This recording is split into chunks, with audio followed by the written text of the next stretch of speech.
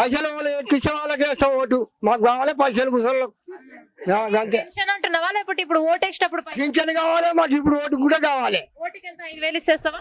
10,000 ఇచ్చేస్తాం. 10,000 ఎవరు ఇస్తే వాళ్ళకి వేస్తావా? ఈ ఉప ఎన్నికల్లో ఏ పార్టీని గెలిపించే అవకాశం ఉంది? కాంగ్రెస్ పార్టీ ఎందుకని? డెవలప్ చేస్తున్నారు కదా. రాజగోపాల్ రెడ్డి 21,000 కోట్లకు అమ్ముడు పోయాడు మోడీ దగ్గర. ఇక్కడ రాజీనామా చేసిండు, అమ్ముడుకు పోయిండు. ఇట్లా తిరిగితే మాత్రం ఈ టీఆర్ఎస్ వాళ్ళు ఊర్లకు కూడా రాలేరు.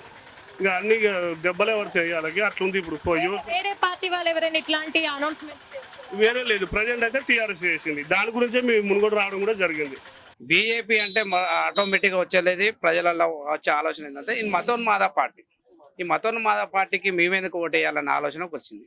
వస్తారు. మీరు ఏ పార్టీని ఎంచుకుంటారు? ప్రజలు ఏ పార్టీని గెలిపిస్తారు? పార్టీని మేము ఎంచుకోవట్లేదు మేడం, మేము వ్యక్తిని ఎంచుకుంటున్నాం. రాజగోపాల్ రెడ్డిని ఎంచుకుంటున్నాం. ఎందుకని? ఆయన వ్యక్తిగతంగా చాలా పనులు చేసిండు, చాలా మంది ప్రాణాలను కాపాడిండు. ఇప్పుడు ఈ ఉప ఎన్నికలు జరుగుతున్నాయి మునుగోడుల. మీరు మళ్ళీ ఎవరిని ఎంచుకుంటే మంచిగా ఉంటుంది అంటారు? ఏ పార్టీ కోటేస్తారు? కాంగ్రెస్ ఉంది, బీజేపీ ఉంది, టీఆర్ఎస్ ఉంది. ఎవరు కోటేద్దాం? మా చెయ్యి ఎట్టిపోతే అటే వేస్తాం. మా ఏముంది, కాంగ్రెస్ పార్టీ గెలిచే అవకాశం ఏమన్నా ఉందంటారు? కొన్ని సీట్లు వస్తాయి, గెలుపు అయితే పెద్ద ఏముండదు. బీజేపీ పార్టీ గురించి ఇంకా బీజేపీ కూడా కొన్ని సీట్లు వస్తాయి కానీ టీఆర్ఎస్ మళ్ళీ గెలిపి ఉంటుంది. సరే, మొత్తం మీదనైతే ఈసారి వచ్చేది కాంగ్రెస్ గవర్నమెంట్ వస్తుంది. సరే, ఇప్పుడు కూడా మేము కృషి చేసినాం. పాల్వాయి స్రవంతికి అనుకూలంగా మేము పనిచేస్తాం. దీంట్లో ఎలాంటి డౌట్ లేదు. ఏ పార్టీకి హోరహోరుగా పోటీ నడుస్తుంది అంటారు? కాంగ్రెస్ బీజేపీనా లేదా టీఆర్ఎస్ కాంగ్రెస్? బీజేపీ టీఆర్ఎస్ ఉంటుంది మేడం, ఖచ్చితంగా బీజేపీ టీఆర్ఎస్ ఉంటుంది. కాంగ్రెస్ అయిపోయింది. టికెట్ కూడా క్యాండిడేట్కు ఆమె స్రవంతి గారు గుర్తింపు లేదు మేడం. ఆమె ప్రజలలో లేరు, మమేకమై లేరు. అని ప్రజలలో ఉంటే ఎప్పుడు గెలిచినా ఓడినా ప్రజల్లో తిరిగితే ఆమెకు ఓటు వేయడానికి అవకాశం ఉంది. జరగబోయే ఉప ఎన్నికల్లో ఏ పార్టీని గెలిపిస్తుంది అంటారు? ఇక్కడ ఈ మునుగోడులో ఉప ఎన్నిక వచ్చి ఇక్కడ ఉన్న యువకులంతా ఇప్పటి యాదవ్స్ అది గొడవ అయింది. దాని గురించి ఇక్కడ రావడం జరిగింది. అందరు ఏమంటారు, టీఆర్ఎస్ వాళ్ళు ఇప్పటిలో లీడర్లు టీఆర్ఎస్లు ఉంటేనే గొర్రెలు ఇస్తామని చెప్పి మా 5 days నుంచి గొడవ జరుగుతుంది. ప్రకటించారా అట్లా? ఇప్పుడు టీఆర్ఎస్ లో ఉంటేనే గొర్రెలు ఇస్తాము అని చెప్పి ఊర్లో లీడర్స్ చెప్పడం ప్రచారమే జరుగుతుంది. మార్నింగ్ కూడా వాళ్ళు జరిగింది.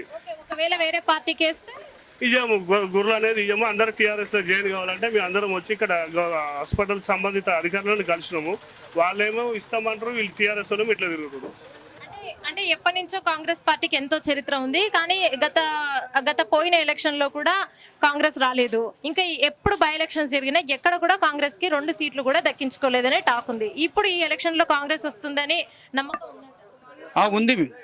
ప్రజలకు నమ్మకం ఉంది. మునుగోడు నియోజకవర్గం అనేది ఒక కాంగ్రెస్ అడ్డా. ఇక్కడ నమ్మకం ఉంది. ఓట్లు కూడా ప్రజలు చూస్తున్నారు, వేస్తారు. ఉప ఎన్నికల్లో మునుగోడులో జరిగే ఉప ఎన్నికల్లో ఎవరు గెలిచే అవకాశం ఉంది? ప్రజలు ఎవరిని ప్రజలకు పట్టణం అంటే ఒకసారి కాంగ్రెస్ పార్టీకి పట్టణం మొన్న కట్టిరు. ఇప్పుడు తర్వాత నెక్స్ట్ ఇయర్ మాత్రం గతంలో టీఆర్ఎస్ కొద్దిగా అభివృద్ధి పనులు చేసింది. మళ్ళా అవకాశం అయితే కొంత ఉంది. టీఆర్ఎస్ కట్టే అవకాశం అయితే ఉంది. తర్వాత మాట్లాడదాం. ఇంకా వేరే పార్టీలు ఉన్నాయి కదా, కాంగ్రెస్ ఉంది, అలాగే బీజేపీ. అంటే ఇప్పుడు టీఆర్ఎస్ ఉంది, కాంగ్రెస్ ఉంది. టీఆర్ఎస్ అధికారంలో ఉంది. కాంగ్రెస్ అంటే ఎప్పుడు ఎక్కడ సీట్లు దక్కించుకోలేకపోయింది ఏ ఉప ఎన్నికల్లో. కానీ ఇంతకు ముందు చాలా చరిత్ర ఉంది. చరిత్ర ఉంది మేడం, కాంగ్రెస్ చరిత్ర చాలా ఉంది. కానీ కాంగ్రెస్ బీజేపీ మధ్యలో వీళ్ళిద్దరు కొట్టుకొని టీఆర్ఎస్ ప్లేస్ చేస్తాట్టు కొడుతుంది. ఇప్పుడు టీఆర్ఎస్ గెలిచే అవకాశం ఉంది. నువ్వు ఎవరు కోటేసినావు? మేము కమ్యూనిస్టు. అప్పటి నుంచి మేము కమ్యూనిస్టు. వాళ్ళకి వేసినాం ఓటు. కమ్యూనిస్ట్ వాళ్ళకి వేసినాం. మేము ఏ పార్టీకి వేయలే. మేము అప్పటి నుంచి కమ్యూనిస్టే. మేము వాళ్ళకి వేసినాం. ఇప్పుడు ఏమో ఎవరికన్నా వేస్తాం. మా చెయ్యి ఎట్టిపోతే అటు వేస్తాం. ఇంతకు ముందు ఉన్న రాజగోపాల్ రెడ్డి గారు ఉండేవాళ్ళు కాంగ్రెస్ లో. ఇప్పుడు మళ్ళీ టీఆర్ఎస్ లో ఉన్నారు. అంటే టీఆర్ఎస్ నుంచి ఉన్నారు. అలాగే బీజేపీ నుంచి మళ్ళీ రాజగోపాల్ రెడ్డి గారు పోటీ చేస్తున్నారు. ఇట్లా పార్టీలో చాలా మంది ఉన్నారు. టీఆర్ఎస్ గవర్నమెంట్ ఎప్పటి నుంచో ఉంది అధికారంలో. అనిపిస్తుందా పథకాలు? గట్టిగా ఉన్నాయి. ఏ పథకం అయినా అదే పథకం ఆయనకే వేస్తాం. ఇంతకుముందు కాంగ్రెస్ ఉంటుండే, అప్పట్లో వైఎస్ రాజశేఖర రెడ్డి గారు ఉంటున్నప్పుడు మంచి ఉంటుండే పథకాలు.